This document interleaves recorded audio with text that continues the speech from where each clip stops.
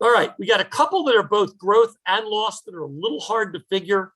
One is selective nutrition. I already mentioned the experiment that was done with this. There's been a bunch over time. A guy who was a predecessor of mine at Dartmouth with the same algae advisor worked on silica for prolonging diatom blooms. Bob Cortman, who does aeration strategies. You keep the water mixed, you keep the silica and the diatoms up in solution, you can make them last longer into the summer, which delays the time when blue-greens might come in. That's all good stuff. They use fertilization for fish production in a lot of upper West and Canadian areas for salmon, because they've had oligotrophication of river systems because of dams being put up and having big lakes that retain some of the phosphorus. There's solid evidence that nitrate addition can prevent cyanoblooms.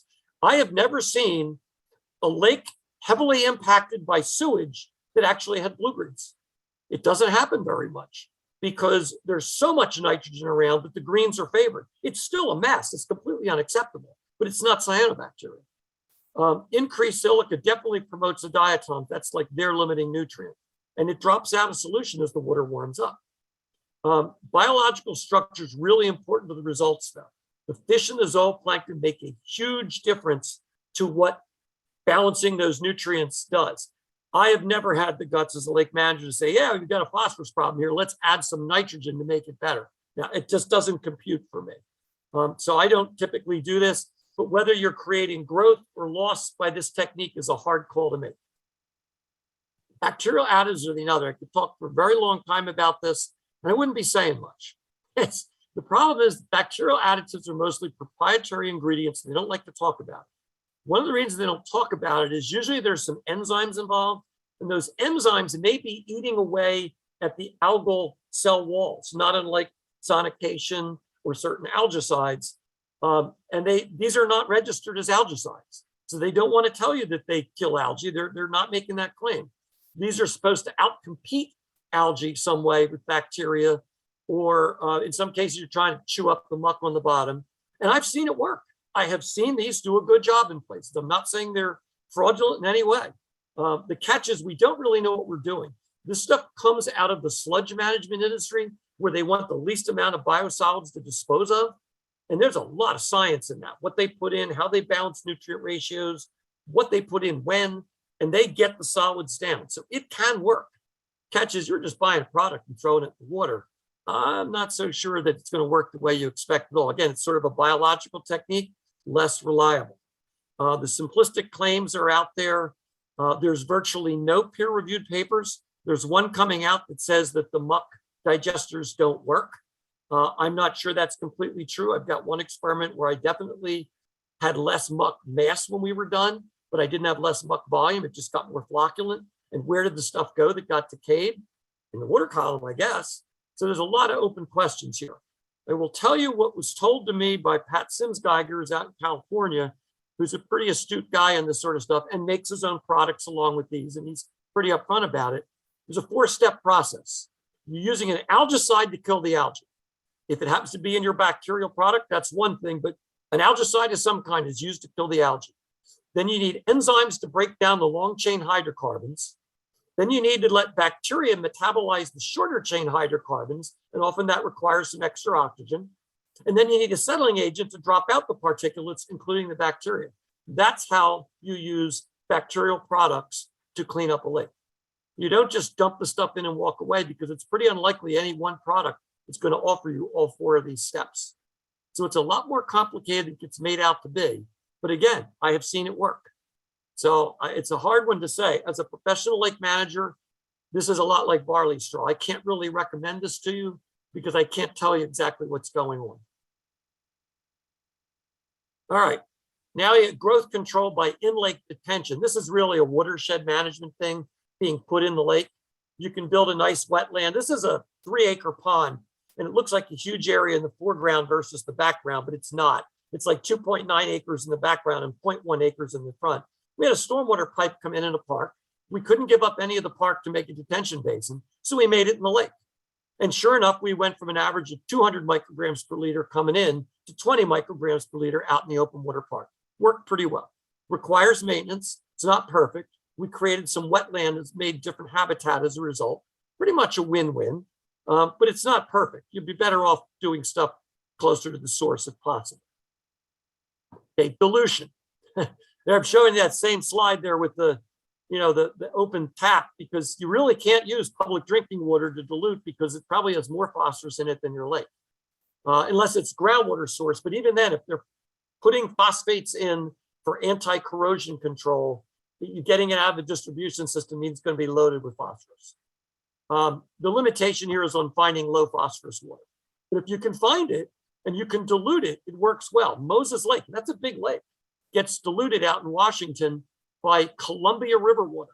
And Gene Welch just published a paper with some colleagues in 2020 with a 42-year record, like 20 before and 22 after they started doing this. And it's pretty darn cool.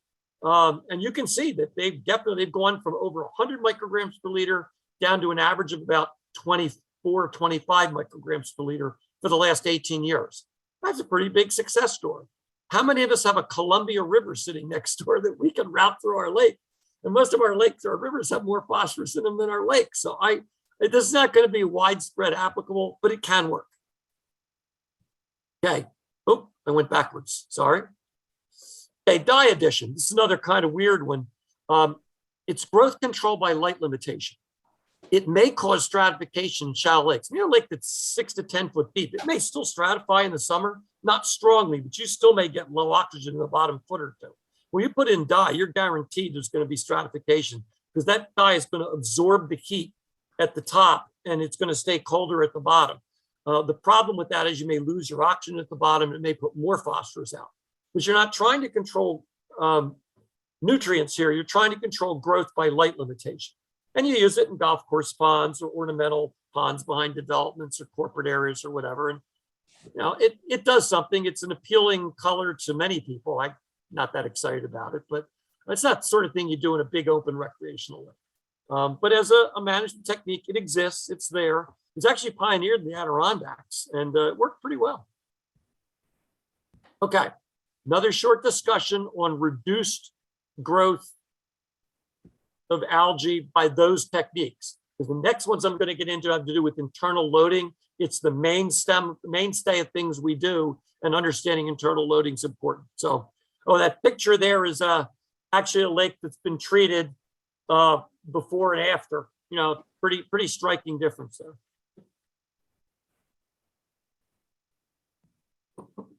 Any questions?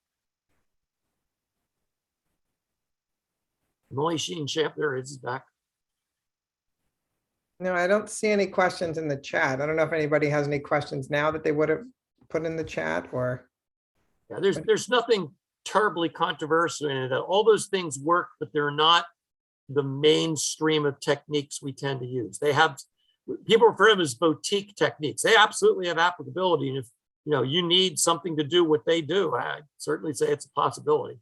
But well, as I'm going to get into, it's the internal load that really drives a lot of algal blooms, and these other techniques address that. All right, let's move on then. Come back to any. There we go. 2 questions. First one is, does aeration work? Does what work? Aeration. Aeration's coming up next. We haven't covered that yet. Okay, and can you comment on relative cost?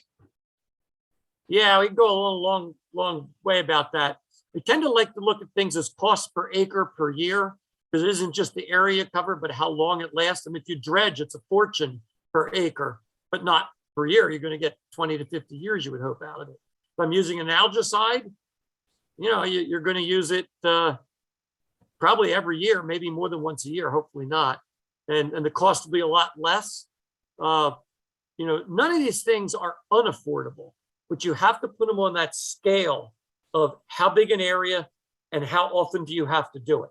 Obviously, most of us would prefer a solution you do it once and walk away. There aren't many of those out there. And I realize that's not a completely sufficient answer, because I'm not giving you numbers. I can try to do that later, but a lot of those I don't have on the top of my head.